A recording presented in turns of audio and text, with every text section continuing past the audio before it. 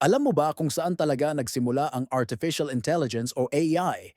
Hindi ito bagong imbensyon.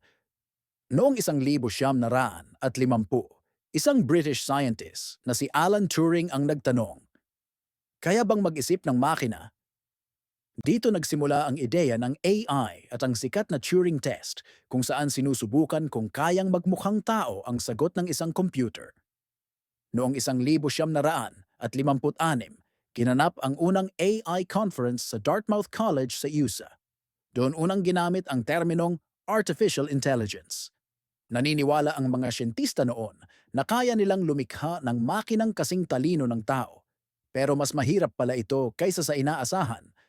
Dumaan ang AI sa mga panahong tinatawag na AI winters, kung kailan humina ang pondo at interes dahil mabagal ang progreso. Ngunit nagbago ang lahat ng umusbong ang internet, big data at mas malalakas na computers. Pagsapit ng 2010, sumabog ang AI sa tulong ng machine learning at deep learning. Dito nagsimulang matuto ang mga makina mula sa napakaraming datos, kaya na nilang mag-translate ng wika, makilala ang mukha, gumawa ng sining, at makipag-usap tulad ngayon.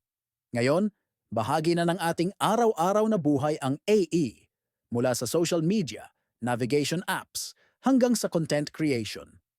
At ang tanong, saan pa kaya ito dadalhin ng teknolohiya?